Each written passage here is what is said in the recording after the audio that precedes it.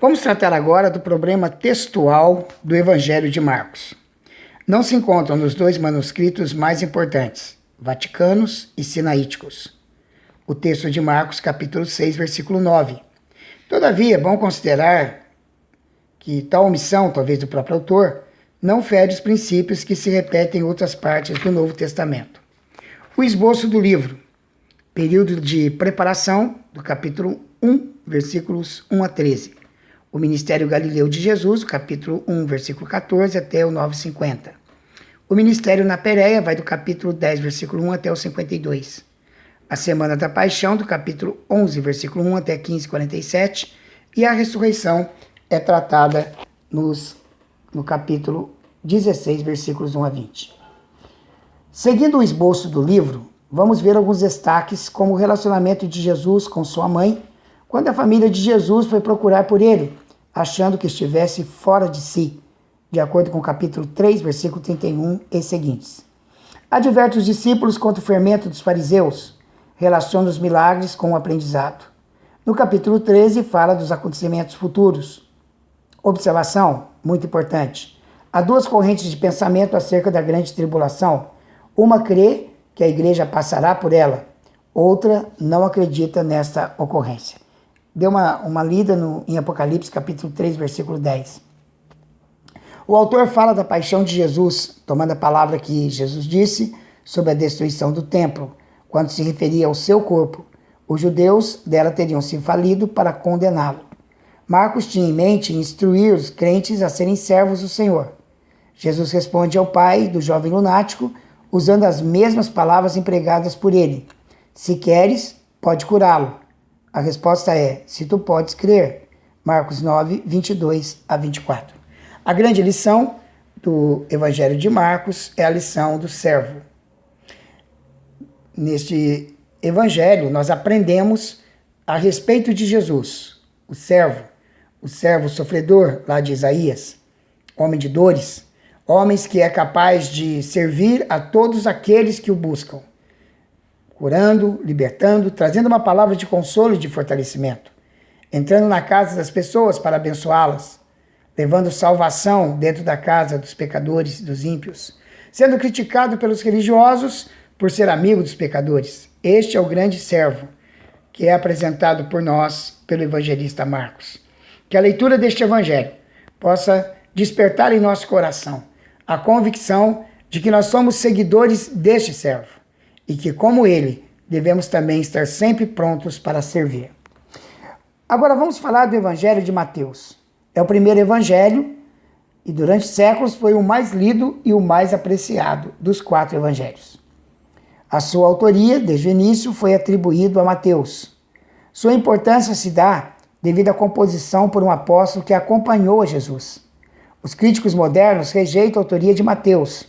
Não acham que um apóstolo usaria uma fonte não apostólica, que é o caso do Evangelho de Marcos. A exceção a essa ideia é Edward Goldspeed, em seu livro Matthew, Apostle and Evangelist. Papias, que viveu do ano 80 até o ano 155, diz que Mateus compilou as logias em língua hebraica e cada um as interpretou como podia. Irineu, que viveu no ano 140 até o ano 203, diz que Mateus também formou um evangelho escrito entre os hebreus na sua própria língua. A evidência interna é que o escritor era um judeu cristão. O livro de Mateus é distintamente judaico. Há 53 citações diretas do Antigo Testamento, mais do que qualquer outro livro do Novo Testamento. Ele usa o reino dos céus 35 vezes e reino de Deus apenas 5 vezes. Os outros evangelhos usam reino de Deus. Filho de Davi é usado por Mateus 8 vezes, essa expressão, para não ofender os judeus que não gostavam de usar o nome Deus com frequência. Agora, se nós compararmos a festa de Mateus, capítulo 9, versículo 9 e seguintes, e Lucas 5, 29, nós vamos verificar que há um grande banquete em sua casa e numerosos publicanos e outros estavam com ele à mesa. Possivelmente o uso dos termos relativos à moeda indicaria que o autor era uma pessoa acostumada a lidar com dinheiro. Moeda do tributo. Trouxeram-lhe um denário, Mateus 22:19. Frequentes referências a dinheiro são feitas neste evangelho. Vamos falar um pouco também do homem Mateus. Ele era filho de Alfeu, de acordo com Marcos 2,14, mas não o irmão de Tiago, Mateus 10,3. Outro nome para ele é Levi, Marcos 2,14. Fica aqui uma pergunta: Mateus seria o nome cristão e Levi o nome hebraico? Ele era fiscal de impostos em Cafarnaum. O comércio cruzava o mar da Galileia e seguia para o Egito no sul, ou Damasco no norte. Portanto, aquela cidade era apropriada para semelhante atividade. Teria bom conhecimento das línguas aramaica e grega. Era homem bem instruído. Fez o banquete para celebrar sua conversão, assim como Zaqueu, ao mostrar-se arrependido. Nós não temos suficientes dados para apontar a data em que o evangelho foi escrito, a não ser que foi antes da destruição de Jerusalém. Um autor chamado J.A.T. Robson, no seu livro Relating the New Testament, mostra a fragilidade dos argumentos liberais que dão datas assim. Escrito depois de Marcos, que ele provavelmente cita. Alguns acham que o primeiro lugar no cânon do Novo Testamento é sinal de antiguidade. Seria o primeiro livro escrito. Para ser aceito, deveria ter apostolicidade e antiguidade, além de ser autêntico. A igreja dos primeiros anos era judaica. Nós observamos isso em Atos capítulo 2-7. Assim, os destinatários seriam judeus. Qual o propósito de Mateus ao escrever este evangelho? Criar um elo entre os dois testamentos para convencer judeus de que Jesus era o Messias prometido no Antigo Testamento. Irineu, Orígenes e Eusébio creram que esse evangelho foi escrito para os judeus de fala grega, em volta de Antioquia. Tem forte tom apologético. Objetiva confirmar judeus na fé, pois estão sendo pressionados e perseguidos. Você pode ver também a carta aos Hebreus, que tem o mesmo objetivo.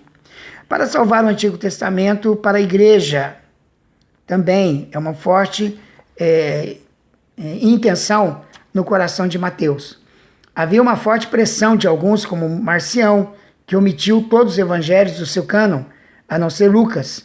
Dizia que o Deus do Antigo Testamento não era o mesmo Deus do Novo Testamento. Marcião foi considerado herege. Foi escrito também para dar importância a Pedro.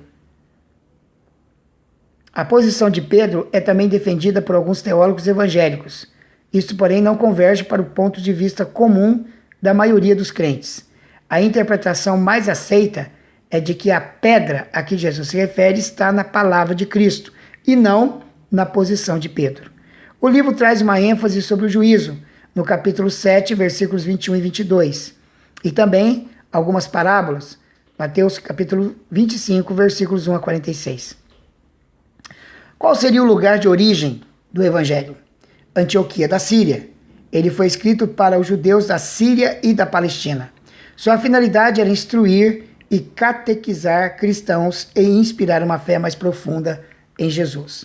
O tema principal do evangelho é o reino dos céus, o reino de Deus e o povo do rei. O evangelho traz algumas peculiaridades. É um evangelho voltado para os judeus. Fala do imposto do templo, no capítulo 17, versículo 24. Fala de filactérios, no capítulo 23, versículo 5. Fala da vitalidade da lei, no capítulo 5, versículos 18 e 19.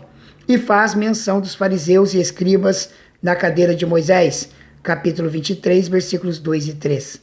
Há 129 referências proféticas relativas ao Antigo Testamento, das quais 53 são citações diretas e 76 são referências indiretas. Apresenta uma genealogia, começando com Abraão, capítulo 1, versículos 1 e 2. Pedro é um importante apóstolo para os judeus. Tem sido mais semítico. Usa a palavra tote, então, 90 vezes e 30 vezes nos demais. Justo e justiça ocorrem mais em Mateus do que nos outros evangelhos juntos. Mateus apresenta 6 discursos, todos ligados à palavra final, quando Jesus acabou esse discurso. Primeiro, Sermão da Montanha, capítulo 5 a 7, Instrução para os 12 como missionários, capítulo 10, 8 parábolas do reino, capítulo 13, o semeador, o trigo e o joio, o grão de mostarda, o fermento, o tesouro no campo, a pérola, a rede, o chefe de família. Nós ficamos por aqui, voltaremos com mais peculiaridades de Mateus, conteúdo do livro, temas principais no nosso próximo encontro. Que Deus o abençoe ricamente, meu amado e precioso irmão e irmã que estão acompanhando-nos nesse curso intensivo de teologia. Que a bênção do Senhor recaia sobre a sua vida, é o nosso desejo e nós oramos assim em nome de Jesus. Um grande abraço e até o nosso próximo encontro.